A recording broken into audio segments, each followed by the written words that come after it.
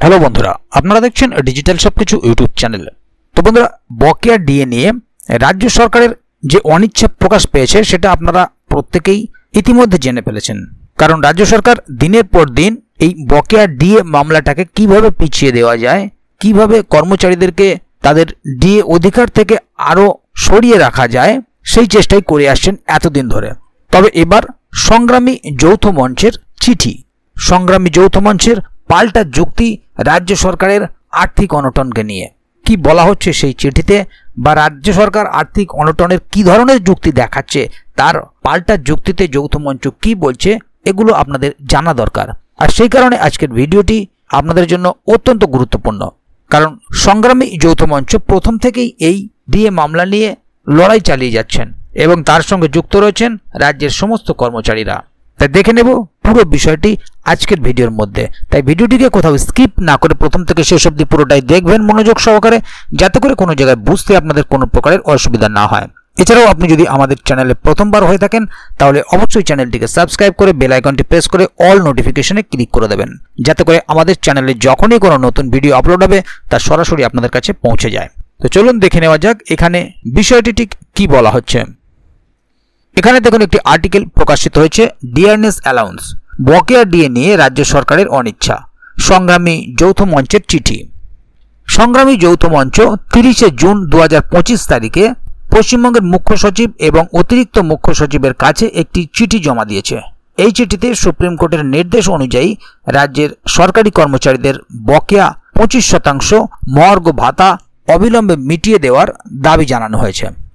Supreme কোর্টের নির্দেশ।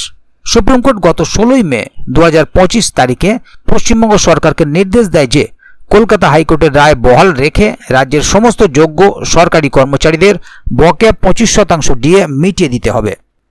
রাজ্য সরকারের আর্থিক অনটনের যুক্তি।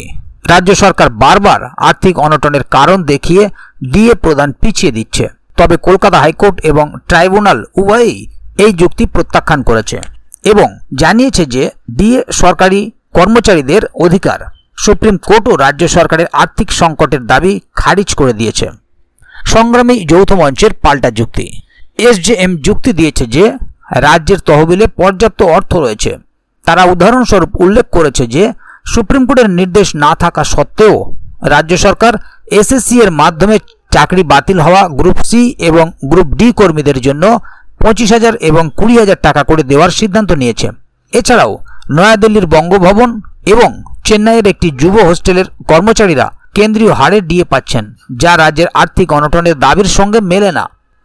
সাংবিধানিক দায়িত্ব পালনের আহ্বান। এসজেএম মুখ্য সচিবকে বাহ্যিক কর্তৃপক্ষের দ্বারা প্রভাবিত না হয়ে নিরপেক্ষভাবে, বস্তুনিষ্ঠভাবে এবং সাংবিধানিক নীতি ও আইনি বাধ্যবাধকতা অনুসারে কাজ করার আহ্বান জানিয়েছে। তারা জোর দিয়ে বলেছে যে সময় বাড়ানোর জন্য আবেদন করা সুপ্রিম কোর্টের আদেশকে বাতিল করে না। দেখে নেব বর্তমান পরিস্থিতি। রাজ্য সরকার আদেশ কার্যকর করার জন্য সুপ্রিম কোর্টের কাছে আরও সময় চেয়েছে। এর থেকে বোঝা যাচ্ছে যে বকেয়া ডিএ এখনই মেটানো হচ্ছে না।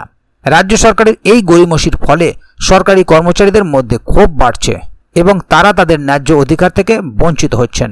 তাহলে বন্ধুরা বুঝতেই পারছেন এখানে মূল বিষয়টি ঠিক কোন জায়গায় দাঁড়িয়ে আছে।